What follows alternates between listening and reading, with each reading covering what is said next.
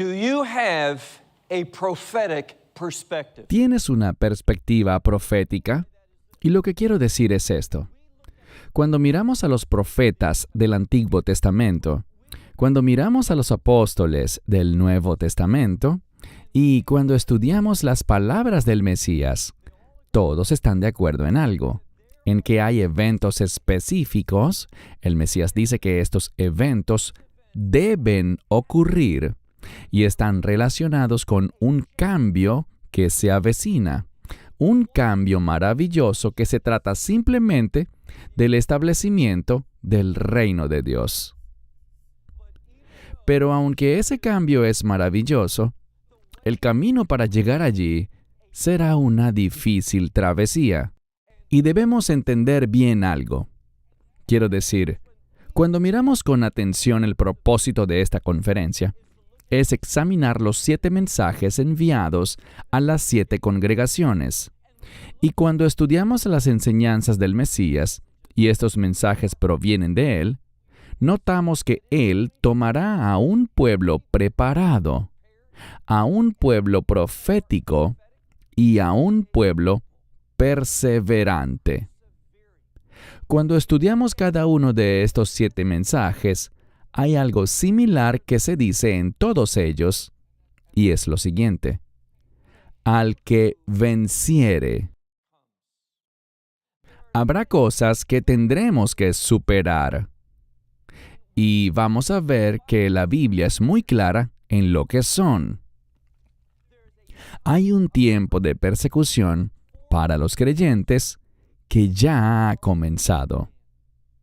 ¿Sabías que hoy en día más personas están muriendo por su fe en nuestro Mesías que hace 10 años atrás, o hace 100 años, o 500 años? Las personas están sufriendo por su fe. Tenemos que entender una cosa. La palabra de Dios es muy específica. Cuando miramos la Escritura, encontrarás esto. Encontrarás una maravillosa promesa, y esa promesa consiste en que jamás experimentaremos la ira de Dios.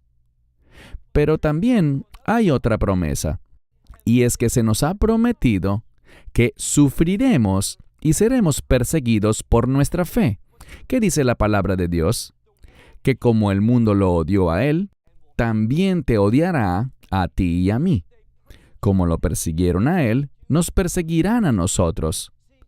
Debemos hacer una distinción, porque hay una palabra bíblica que encontraremos varias veces. Es la palabra delipsis, y se relaciona con tribulaciones y persecuciones, que Dios promete que experimentaremos. Pero lo que nunca sufriremos será la ira de Dios si tenemos una relación de nuevo pacto con el Mesías. Cuando estudiamos estos 7 mensajes que se encuentran en Apocalipsis capítulos 2 y 3, vemos algo que es vital. Y es que estas 7 congregaciones no están en la tierra de Israel, sino que están en el exilio. Y el autor del libro de Apocalipsis, inspirado por el Espíritu Santo, Juan, también está en el exilio, en la isla de Patmos. Y esto no ocurre por casualidad. Es la providencia de Dios, porque tú y yo también estamos en un exilio espiritual.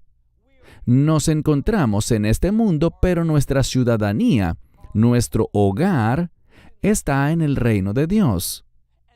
Y lo que el libro de Apocalipsis enseña son los eventos que deben tener lugar para llevar a cabo una transición de reino que nos saque de este mundo y nos lleve al reino de Dios. Y cuando vemos el libro de Apocalipsis, vemos que está dirigido a siervos. Así que te pregunto, ¿eres tú un siervo del Dios viviente? Y no solo se dirige a siervos, sino específicamente, y si te pierdes este punto, eso perjudicará tremendamente tu comprensión de este libro, porque está dirigido a discípulos, lo diré de otra manera, a creyentes, a seguidores del Mesías que viven en medio de estos eventos. ¿Escuchaste eso? No es una profecía para los tiempos de Juan, ni para la gente que vivió hace 500 años, sino que este libro de Apocalipsis y estos 7 mensajes son para los discípulos que estarán vivos en el tiempo de estos eventos, cuando estas visiones estén realmente ocurriendo. Y yo creo, porque veo indicadores proféticos que me hacen creerlo, que ese tiempo se acerca rápidamente. Ahora, una cosa más antes de abrir la palabra de Dios. Debemos comprender que todo lo que escuchamos, ya sea de mí o de alguien más, si no lo enseña la Biblia claramente, debemos rechazarlo. Hay demasiados errores ocurriendo hoy en día entre el pueblo de Dios porque no le decimos que no al engaño.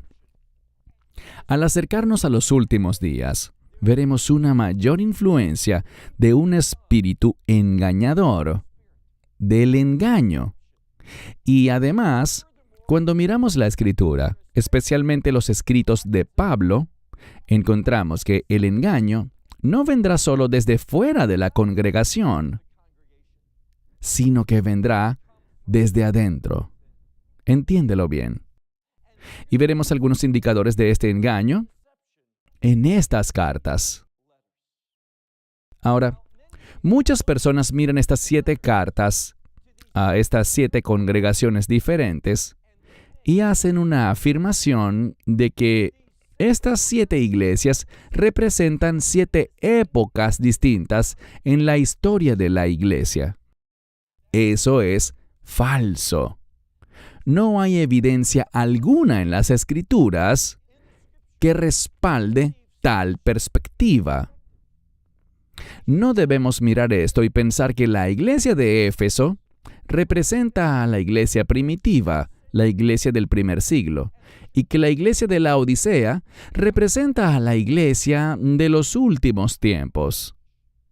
No hay nada en la Escritura que respalde tal visión, aunque es muy popular y muy conocida. No. Cuando miramos la palabra de Dios, descubrimos que 7 veces, es decir, que a cada una de estas 7 iglesias, el Señor le dijo, a aquel que tiene oído, que oiga lo que el Espíritu dice ¿a quién? A las iglesias. Esto significa, la implicación de esto, es que lo que se dice a cada congregación individual es relevante para toda la iglesia. Debemos comprender eso.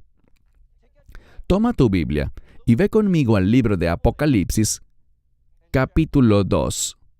Apocalipsis, capítulo 2, verso 1.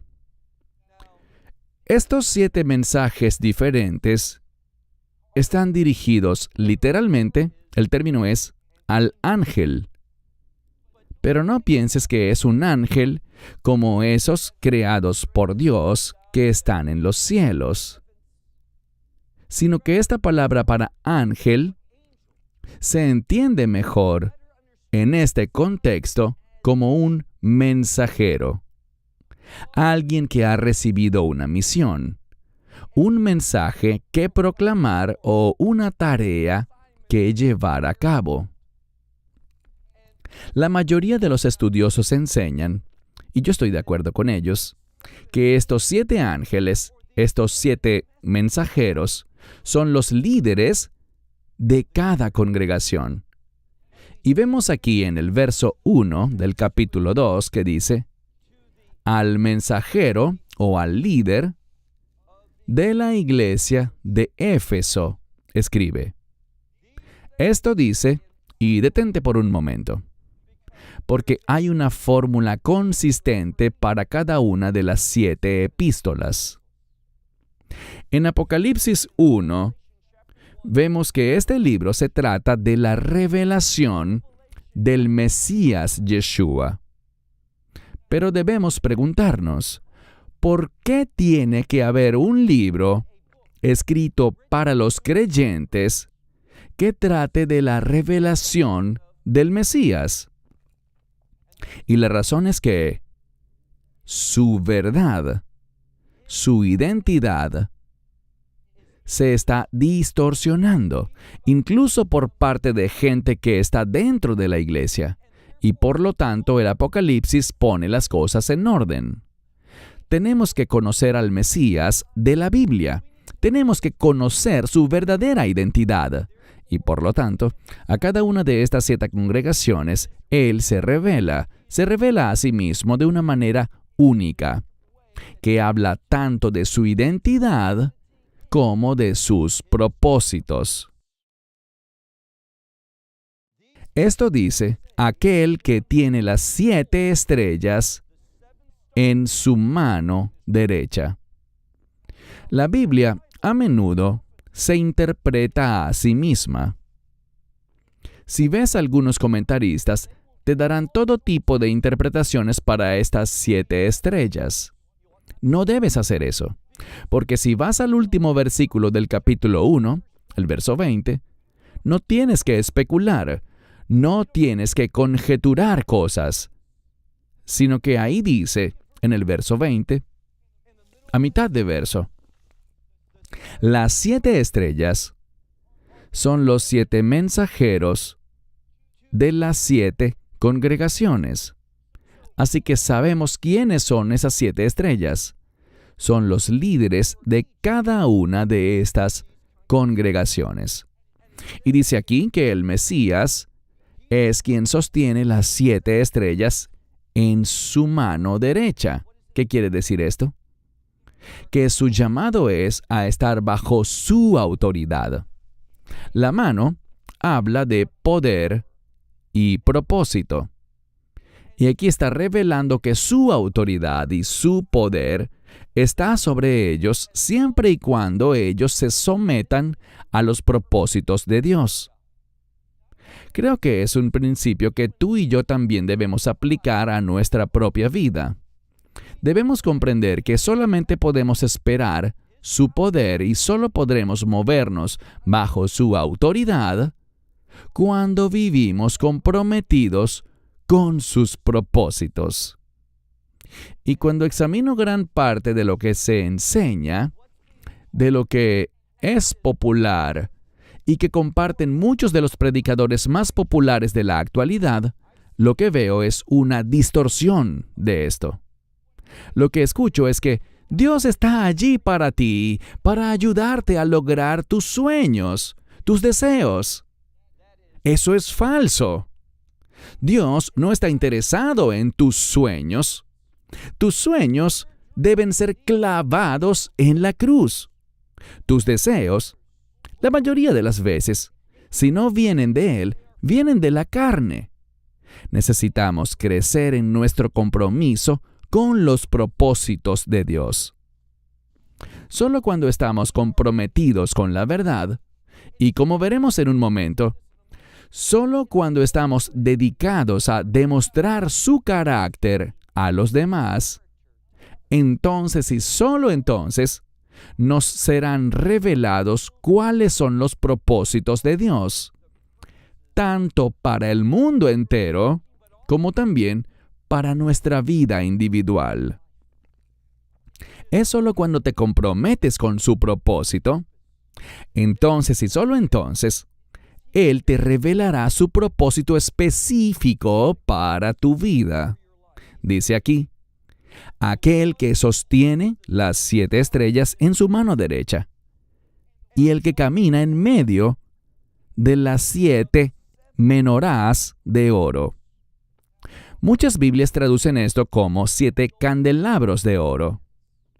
Pero si analizas la palabra que se usa, es la misma palabra griega que aparece en Hebreos y que no se refiere a cualquier soporte en el que se colocan velas, sino que se refiere a la menorá, que es ese candelabro de oro especial. Y hay un propósito para el uso de ese término. Sabemos al leer el último verso del capítulo 1, el verso 20, que esas 7 menorás que viste, dice, son las 7 congregaciones. ¿Conoces bien qué es una menorá? Aquí se enfatiza que son de oro. Y hay una razón para eso. Si sabes de judaísmo, sabrás que el arca del pacto está hecha de madera de acacia, recubierta con oro puro.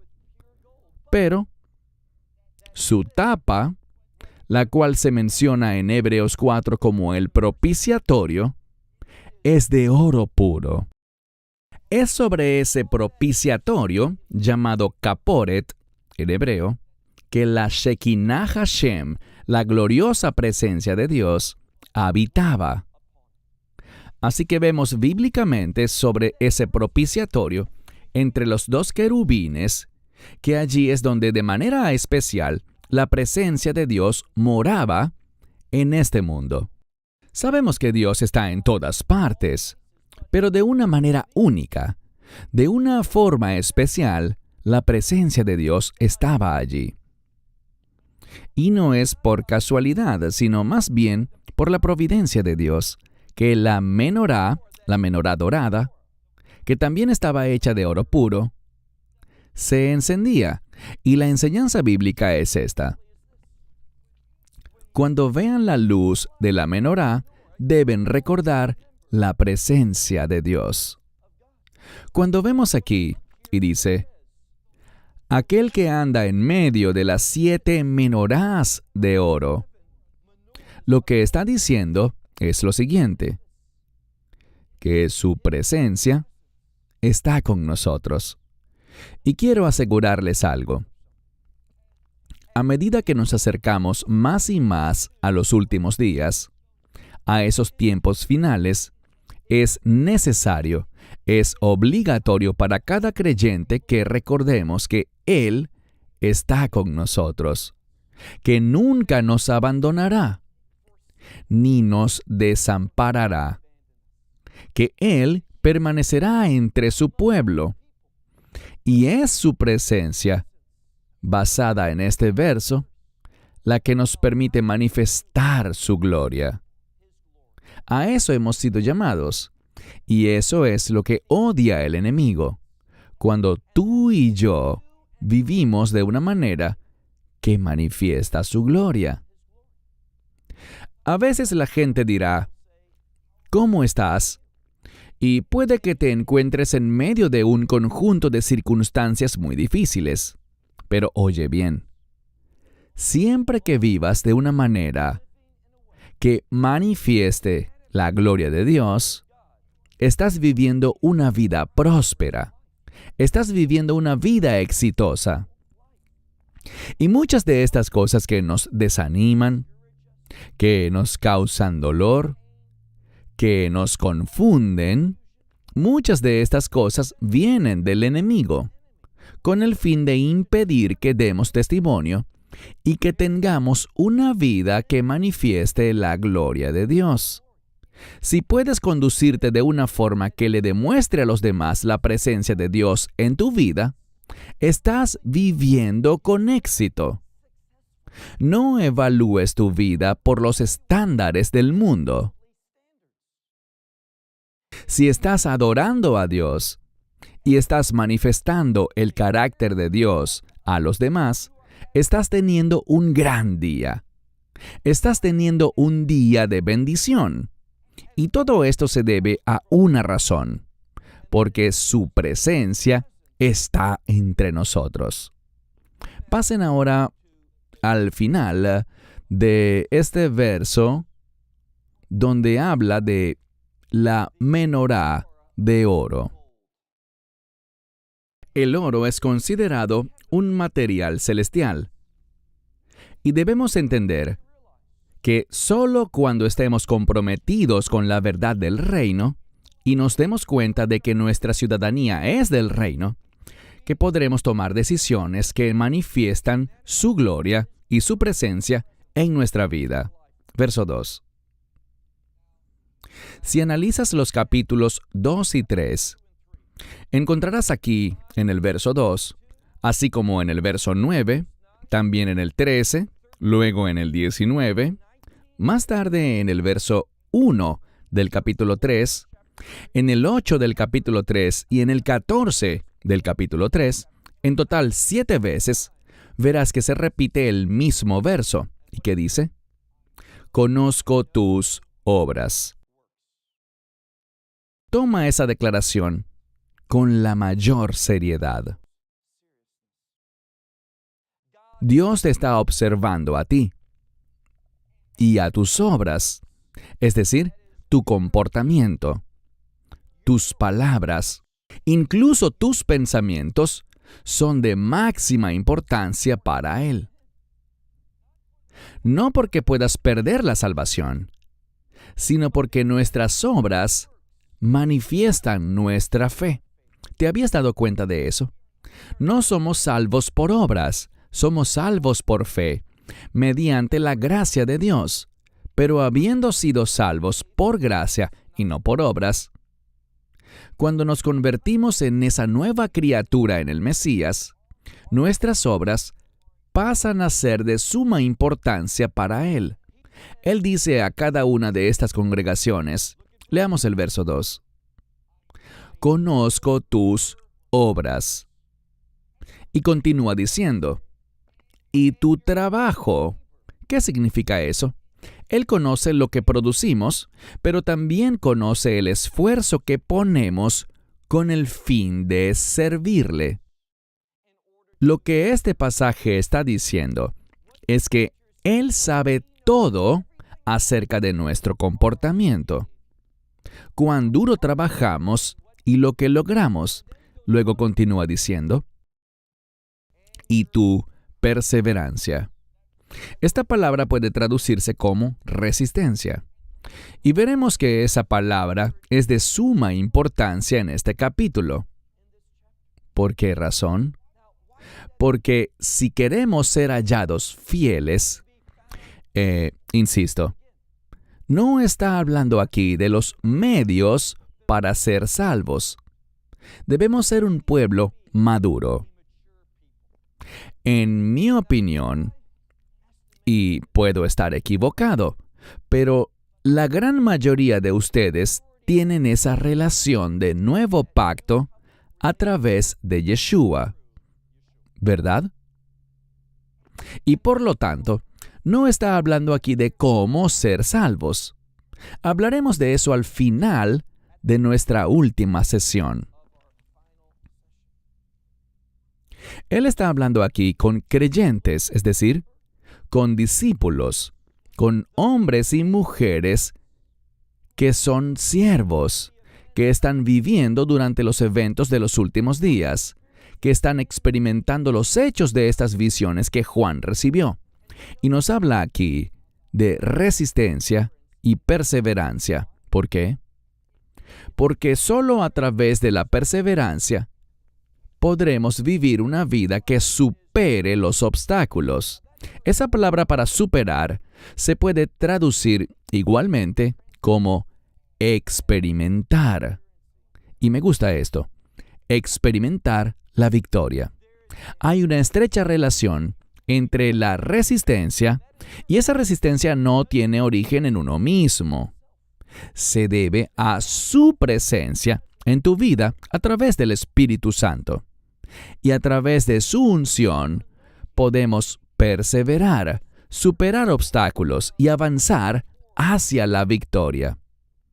Me gusta el versículo de la Biblia que se halla en Mateo 24:13 que dice, pero el que persevere hasta el fin, ese será salvo. Muchos comentaristas malinterpretan eso. No está diciendo que tu resistencia o tu perseverancia conduzcan a la salvación. Eso sería una herejía. Esta palabra para salvación, para ser salvo, es sinónimo de victoria. Lo que simplemente está diciendo es esto. Aquellos que perseveran hasta el final pueden esperar la victoria. Al final de esta era, y más específicamente, al final de la era de la iglesia, tenemos una transición maravillosa en la que dejamos la corrupción, el engaño, la oscuridad y las mentiras de este mundo y avanzamos hacia un reino victorioso que manifiesta eternamente la gloria de Dios. Esto debería motivarte. Esto debería alentarte. Y esto debería ser la fuente de esa resistencia y perseverancia de la que se está hablando aquí. Pero sigue leyendo la última parte del versículo 2, que dice: y que no puedes soportar, lo que literalmente dice es, a los malos. ¿A qué se refiere? A medida que nos acercamos a los últimos días, habrá un incremento de personas malas o malignas. Esta palabra malo, o maligno, o maldad, como les he dicho antes, esa palabra, y es tan triste que muchas veces las traducciones no usen la palabra malo, pero ese término significa simplemente todo aquello, ¿oíste bien? Todo aquello que no es la voluntad de Dios. Eso es lo que significa el mal. Cada vez que te apartas de la voluntad de Dios, cada vez que comprometes su verdad, estás aceptando el mal, estás invitando al mal, es decir, al maligno, a tus circunstancias. Hay seguridad en la verdad de Dios. Seamos honestos. Ser fieles a la verdad conducirá a que seamos perseguidos, y eso está bien, porque si estás en la verdad, puedes confiar en su provisión, en su poder. ¿Para hacer qué? Para vencer. Pero cuando te desvías de la verdad, ¿sabes a lo que me refiero? Es algo rampante dentro de la iglesia actual. Comprometer la verdad. No he visto un verso que diga que Dios odia que comprometamos la verdad, pero te puedo asegurar de que sí lo hace. Dios ama la verdad, solo su verdad te llevará a su voluntad y te dará acceso a su provisión. Cuando comprometes la verdad, estás invitando a la debilidad y a la derrota a tu vida. Y no tienes que ir muy lejos. Basta con que salgas a la calle Pitt, gires a la izquierda, y a un par de cuadras de aquí llegarás a una iglesia que es una iglesia mentirosa, que ha comprometido la verdad y que está muy confundida. Una que cree que el mundo y la propaganda del mundo es con lo que deberían estar comprometidos. Si no sabes de qué estoy hablando, sal al terminar la conferencia y mira. Verás cómo esa iglesia está comprometiendo la verdad y promoviendo el engaño a un ritmo acelerado. Dice aquí que no eres capaz de soportar a los malos. Esta es una verdad importante. ¿Por qué? Porque dice que no eres capaz. Cualquiera que esté en el Mesías es una nueva criatura. Eres diferente. No eres lo que eras antes. Te has vuelto diferente. Y porque has sido regenerado por el Espíritu de Dios, no puedes tolerar cosas malignas, cosas que están en contra de la voluntad de Dios. Y cuando te encuentras con un supuesto creyente, y aclaremos algo, cuando miras a este mismo autor, Juan, en su primera epístola, nos dice que en los últimos días, y lo sitúa en el contexto del espíritu del anticristo, dice que habrá una gran apostasía de la iglesia. Muchos saldrán de entre nosotros, y el hecho de que se hayan apartado de nosotros demuestra que nunca fueron parte de nosotros. Eso está sucediendo hoy. Podemos mirarlo y sentir consuelo porque las palabras del Mesías, las palabras de la Escritura, son verdaderas. Hay una creciente apostasía de la familia de Dios. Y ellos nunca pertenecieron a esa familia. Siempre estaban entre nosotros, pero no eran de nosotros. Y dice, no solamente que no toleremos a los malignos, sino que noten que habrá personas a las que debemos probar. Eso significa evaluar. En cuanto al juicio, no hemos sido llamados a juzgar en este cuerpo. Sí, vamos a juzgar a los ángeles, pero no en este cuerpo, no en este mundo.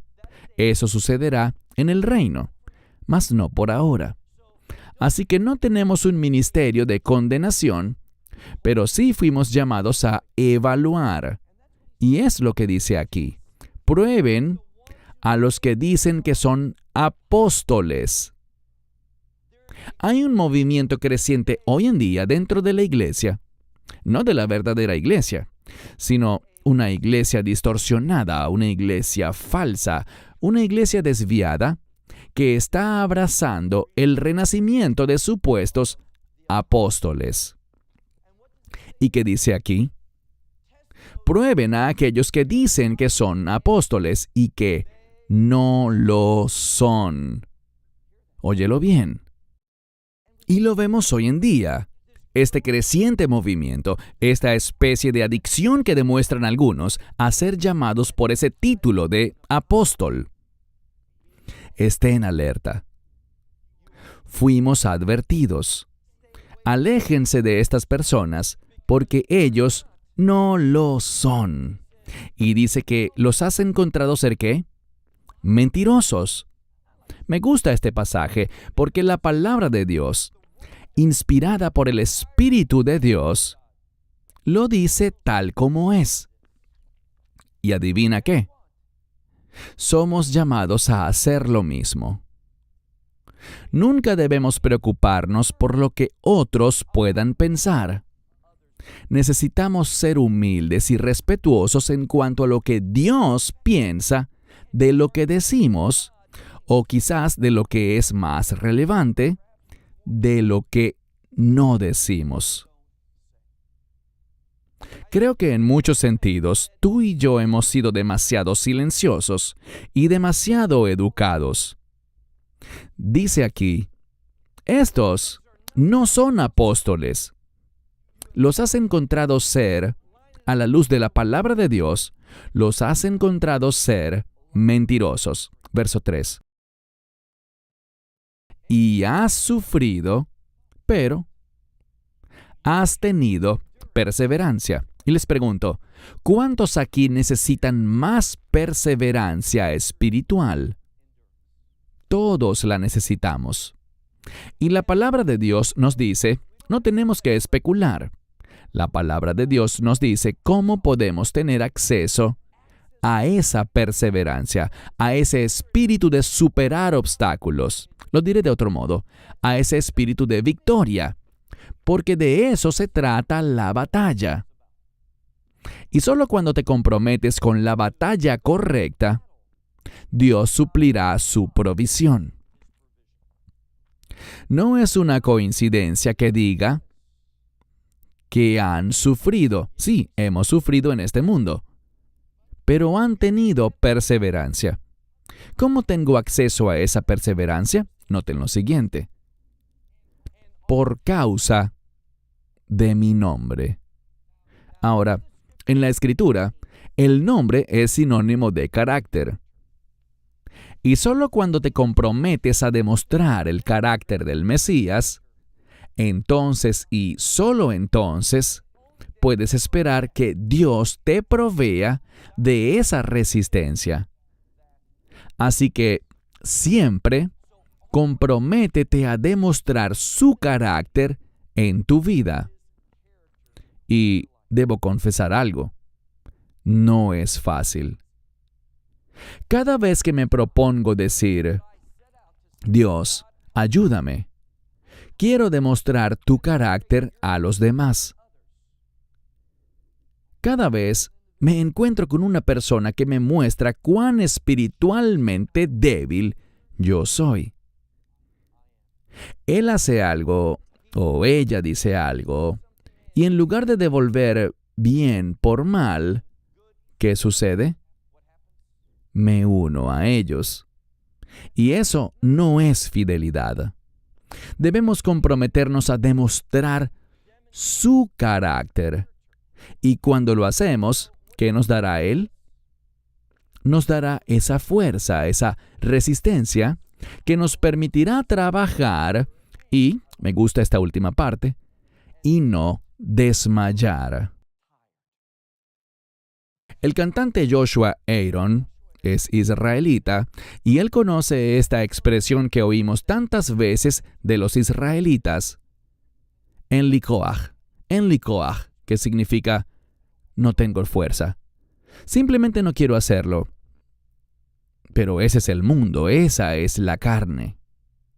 Cuando eres una nueva criatura en el Mesías, cuando estás bajo la unción del Espíritu Santo, no te cansarás, sino que estarás entusiasmado, animado y capacitado para demostrar el carácter de tu Salvador en medio de la oposición.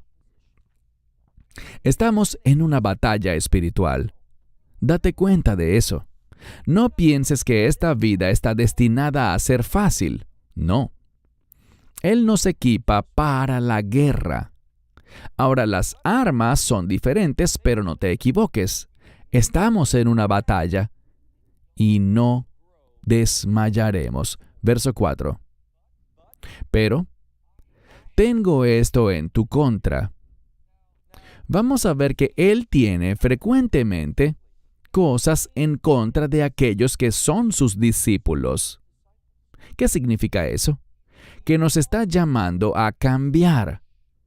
Y esto es lo que debes hacer.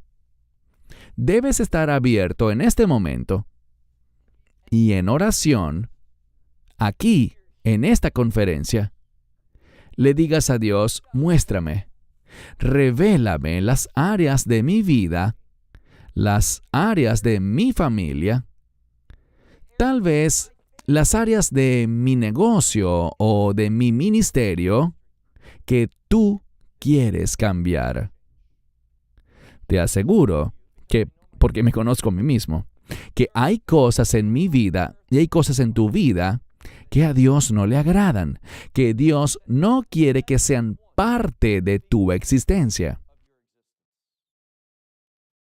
Ayer estuve con un grupo de hombres y estábamos hablando sobre agricultura. No es coincidencia que la era de trilla más famosa de todo el mundo, ¿y sabes lo que es una era de trilla? Es un terreno con piedras donde se separa la paja del grano. Entonces, una era de trilla es un lugar de separación. Y no es casualidad que el monte del templo, donde adoramos, era antes una era de trilla. Lo más importante que harás hoy no es oírme a mí. Normalmente guardamos lo mejor para el final. Y vamos a concluir esta conferencia con un tiempo extendido de adoración. Y luego vamos a abrir las puertas para el ministerio del Espíritu Santo. Porque Dios quiere usar este día, el Shabbat, pues el Shabbat es un día de restauración. Hay cosas que debes experimentar en tu vida. Restauración. Hay cambios que Dios quiere poner en su orden. Debemos estar abiertos a eso y la adoración es un catalizador para eso. Dice el verso 4, tengo esto contra ti, que has abandonado tu primer amor. Noten que aquí no dice cuál es ese primer amor, pero el amor es una palabra importante en la Biblia. Cuando escuchas la palabra amor, ¿qué viene a tu mente? Bueno, si vienes de un trasfondo judío, cuando escuchas la palabra amor, ¿sabes qué viene a tu mente? La ley. Y la ley está atada a la justicia. Y me dirás, ¿por qué razón? Bueno, amarás al Señor tu Dios con todo tu corazón, alma, mente y fuerzas. Y amarás a tu prójimo como a ti mismo. Esa es la Torá. Toda ella se trata de enseñarnos a cómo amar. ¿Por qué? Cuando amamos según la verdad bíblica, manifestamos la justicia.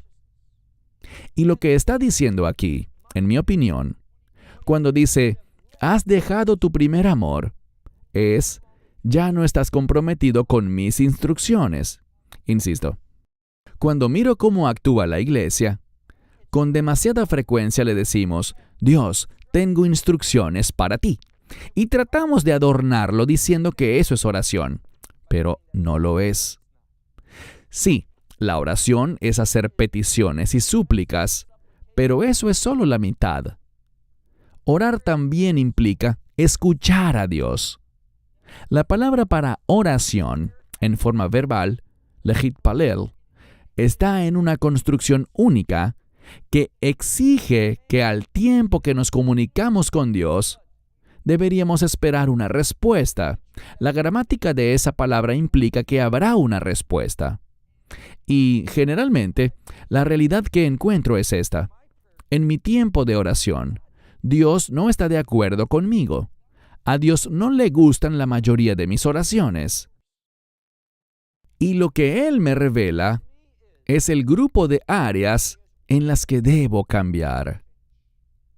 Y solo cuando estoy dispuesto a entrar en acuerdo con Dios, es que Él se mueve en mi vida.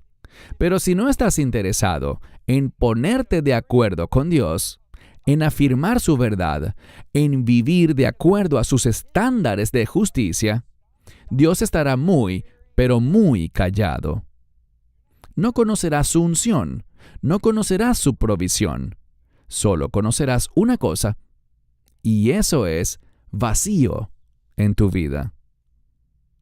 Él está esperando que le pidas que sea Él quien llene ese vacío con su verdad y su voluntad.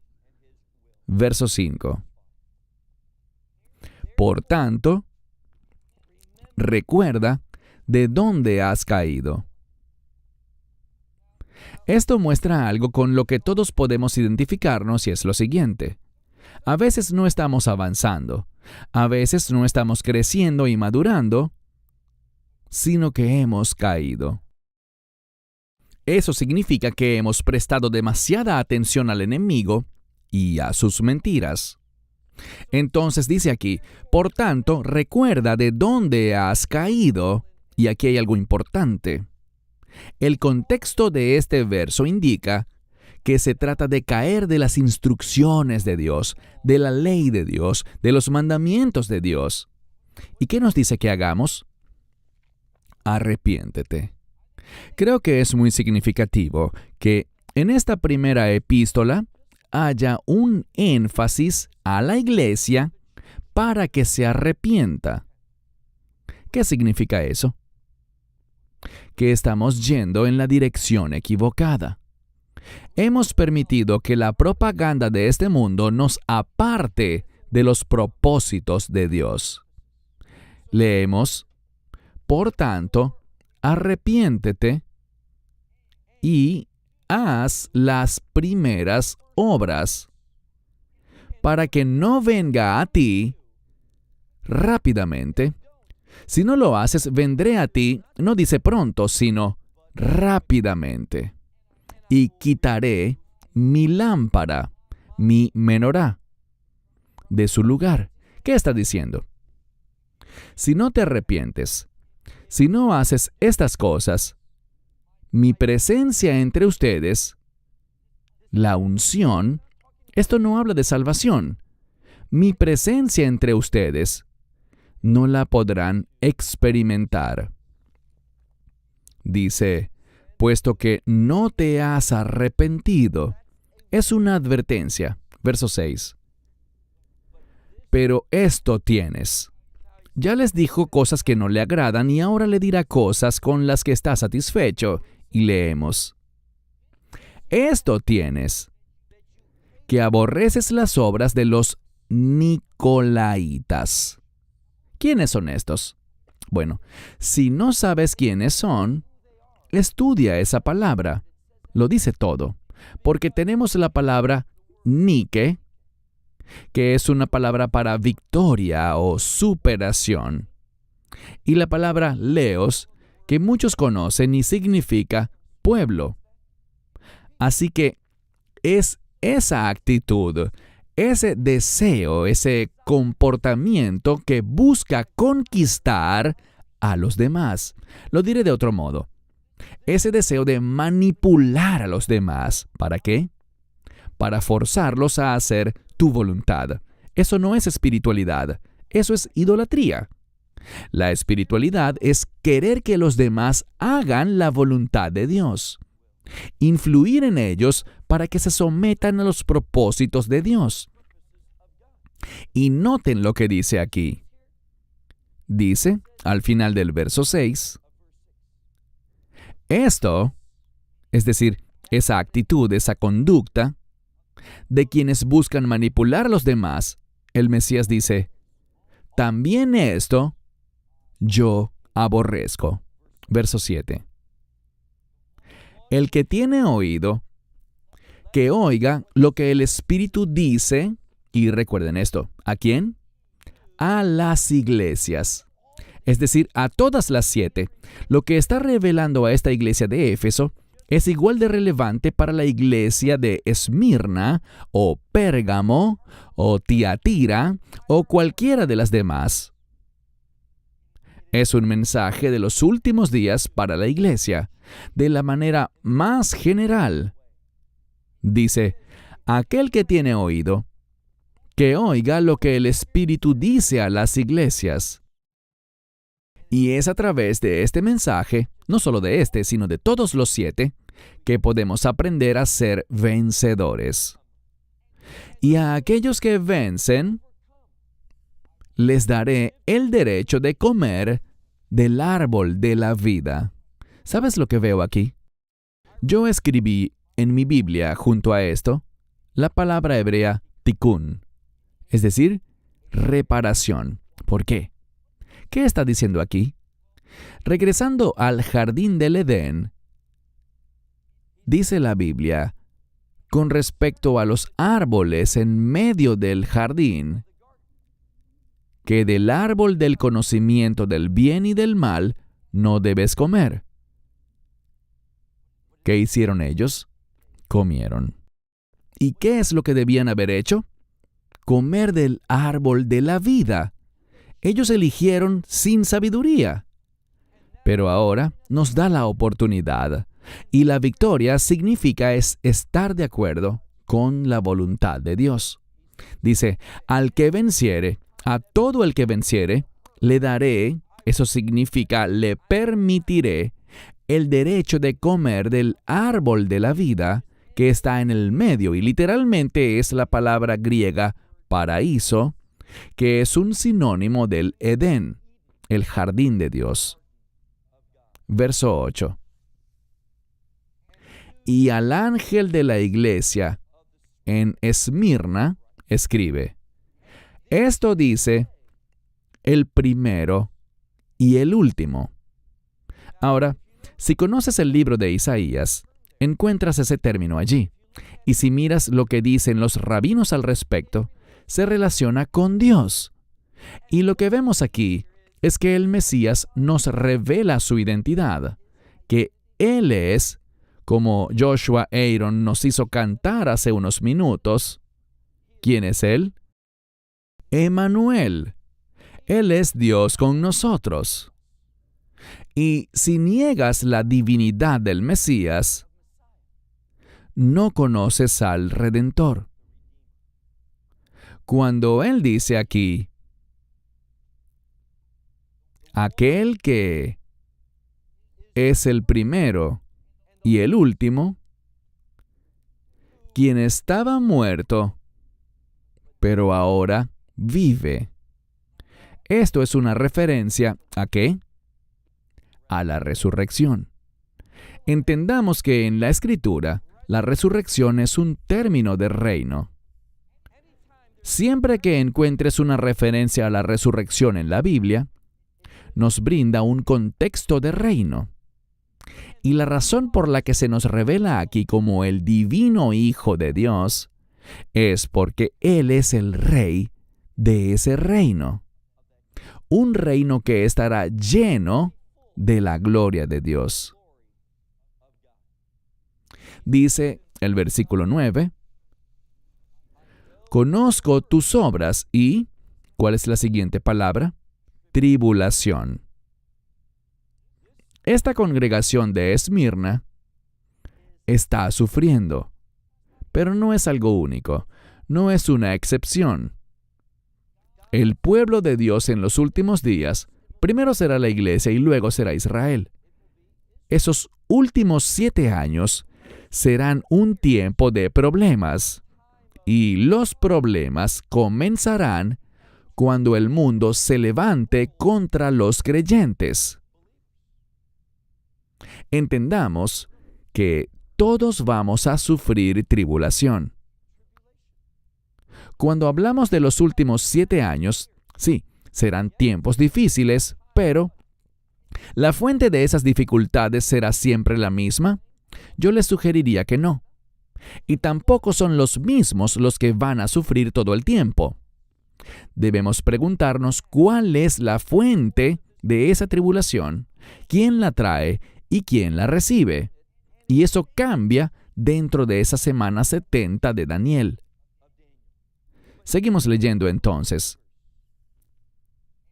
Tu tribulación, ¿y que son qué? Bueno, ellos piensan que son pobres, que están en la pobreza. Pero aquí dice, mediante una conjunción que implica contraste, desacuerdo, dice, pero ¿tú eres qué? Eres rico. Eres próspero. ¿Por qué? Porque hay una conexión aquí entre soportar la tribulación y acumular riquezas. ¿Dónde? En el reino de Dios. Entonces puede que seamos pobres en este mundo. ¿Qué importa? Este mundo está llegando a su fin.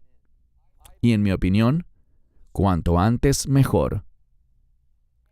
Y todo lo que es riqueza, todo lo que el mundo y aquellos que pertenecen al mundo ven como precioso, lean Apocalipsis 18.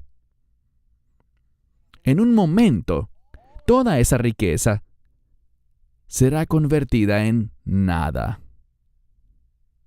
Entonces, ¿qué más da? Este mundo es temporal, pero nosotros somos un pueblo eterno. Nuestra morada es el reino eterno de Dios. Hemos sido comprados con la sangre del Cordero, como cantábamos, para una redención eterna. Y por lo tanto, no nos preocupamos por sufrir pérdidas. Lo que queremos es la riqueza del reino. Y dice aquí que has soportado esta blasfemia de los que se hacen llamar judíos. Pero, ¿qué más dice? Ellos no lo son. ¿Oíste bien? Esto habla de gente mentirosa que dicen que son el verdadero pueblo judío, pero el Mesías dice que no lo son. Hay una palabra que debemos entender bien, y es la palabra sinagoga. Sinagoga es una palabra griega, es una palabra compuesta. El término sin significa juntos o con, Y la palabra ago básicamente significa reunirse. Por lo tanto, sinagoga simplemente significa lugar de reunión. Pero cuando leemos sinagoga, pensamos en una casa de adoración judía. Pero eso no es del todo cierto. Si haces un estudio de historia, descubrirás algo, que los griegos, cuando gobernaban Israel, solían construir lo que se conocía como centros comunitarios, como eran llamados, sinagogas. Eran edificios de usos múltiples. No solo se abrían para leer la Torá los lunes y jueves, que eran los días del mercado, y luego durante Shabbat.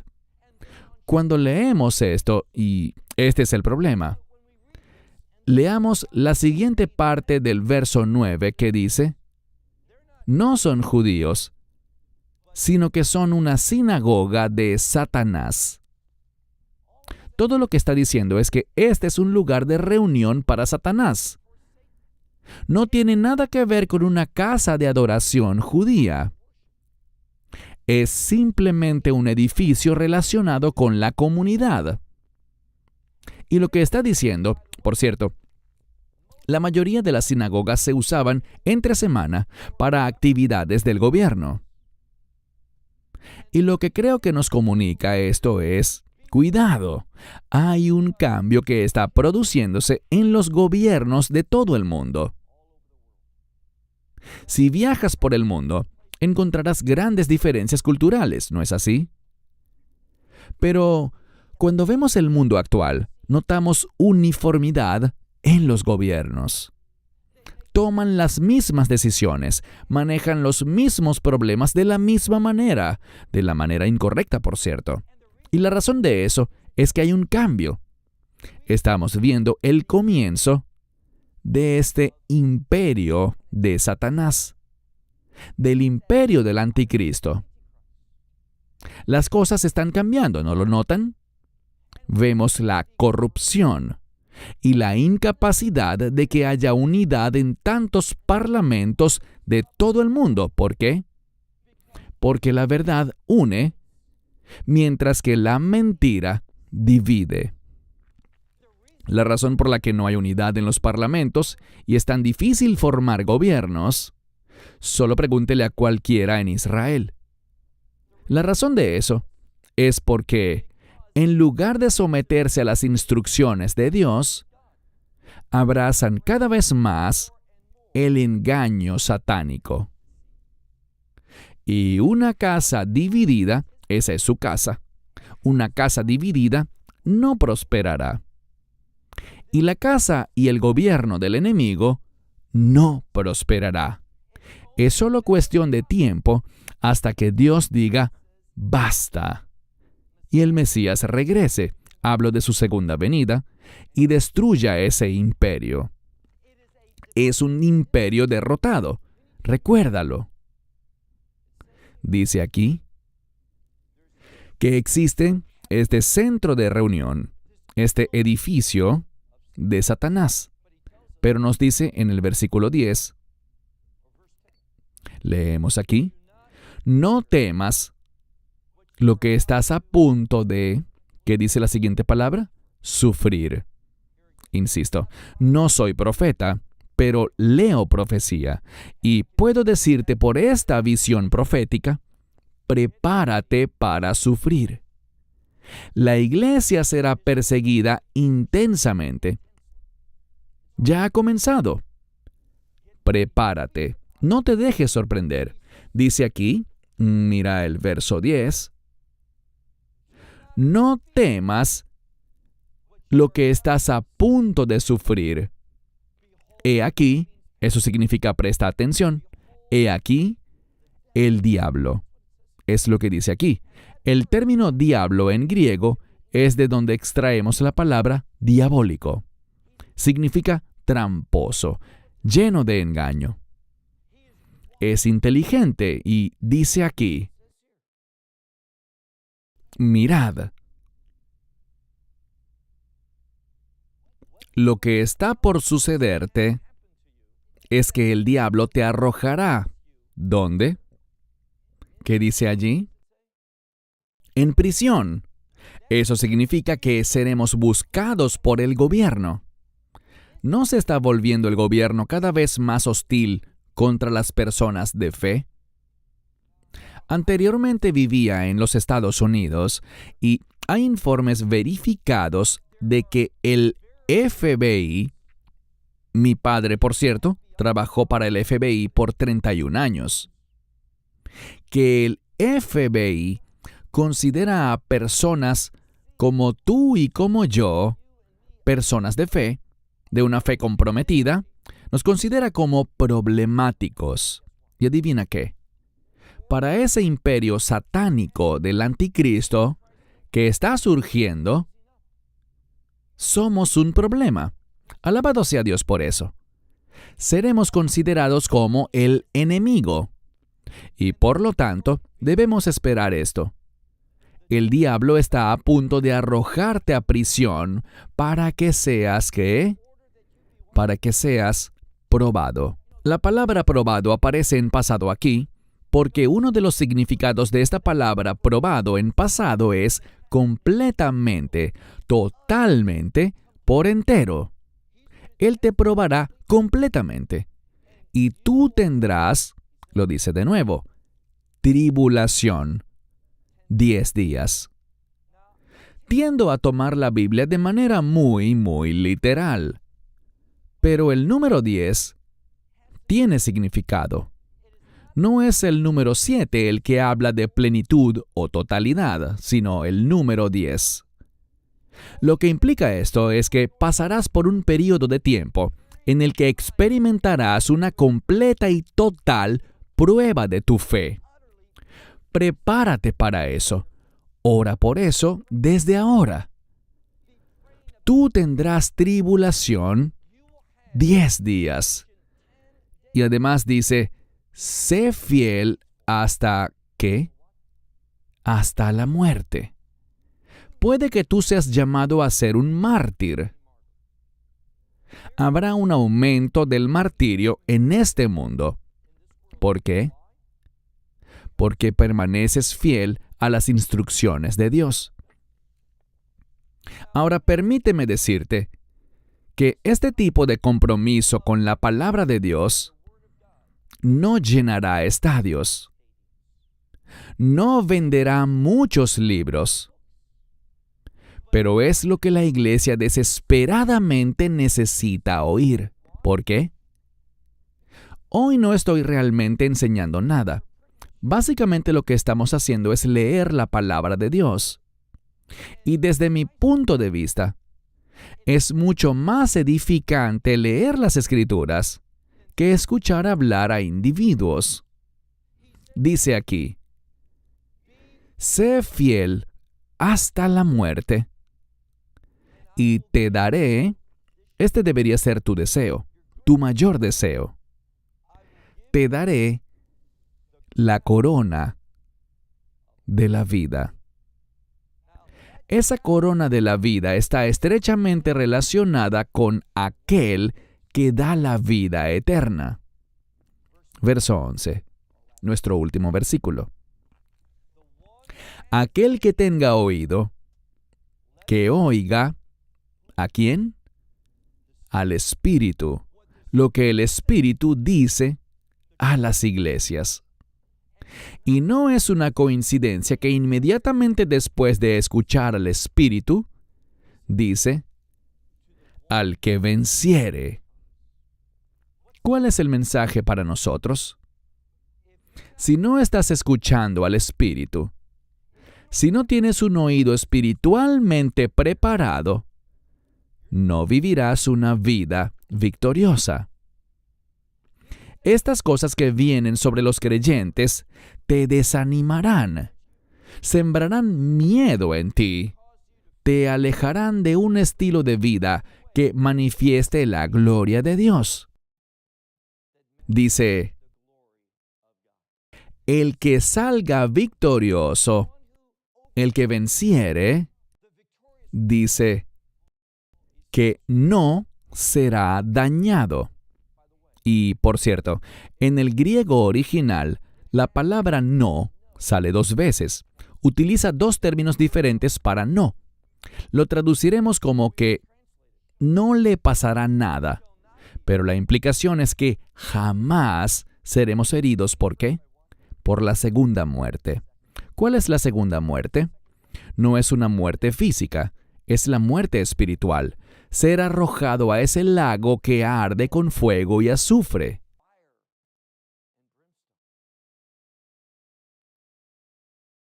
Tenemos victoria sobre esa segunda muerte. La primera muerte no es un problema, porque estar ausente de este cuerpo, dice la Biblia literalmente que eso es estar en casa. ¿Con quién? Con el Señor. Sabemos que el Apocalipsis termina con esta frase, Maranata, que está en arameo, y significa básicamente, ven Señor. Ahora, Él viene. Pero si Él quiere que yo muera antes de su venida, por mí está bien, porque estar ausente de este cuerpo es entrar a su presencia. Les pregunto algo mientras concluimos esta sesión. ¿Existirá algo mejor que estar en la presencia literal del Mesías? ¿Habrá algo mejor que eso? ¿Existe alguna razón para tenerle miedo a la muerte? No. La muerte, en el camino de Dios, en el tiempo de Dios, es victoria. No le temas a la muerte. ¿Qué debes hacer? Déjate animar por lo que Él nos prometió. Y eso es que cuando estemos ausentes de este cuerpo y experimentemos la muerte, instantáneamente estaremos para siempre con Él. Esa es la esperanza que cada uno de nosotros debe tener. No la esperanza de que pase lo que yo quiero que pase, sino una esperanza que sabemos que es una realidad. Dios Padre, te alabamos porque eres fiel, porque tu palabra dice que no puedes mentir. Padre, permítenos tomar estas palabras y aplicarlas a nuestra vida. Que seamos hallados como tus siervos fieles. Señor, danos la fuerza para superar la persecución, las pruebas y las tribulaciones. Que podamos manifestar tu gloria a otros y ser un ejemplo de tu poder. Y que todos los que hemos recibido tus maravillosas promesas, seamos un estímulo para que otros acepten tu evangelio. Este es nuestro deseo en el Mesías. Amén. In Messiah. Amen. Esperamos que te hayas edificado con el mensaje de hoy y lo compartas con otros. Te invitamos a seguir nuestros estudios cada semana por este canal y por el portal de YouTube de Amarás a Israel. También puedes descargar nuestra aplicación móvil gratuita, Mi Estudio Bíblico. Finalmente, para obtener más información sobre nosotros, visita nuestra web amarasaisrael.org, donde encontrarás otras conferencias de Baruch en audio, video y texto. Hasta el próximo programa. Que el Señor te bendiga en Yeshua HaMashiach, Jesús el Mesías, mientras caminas con Él. Shalom desde Israel.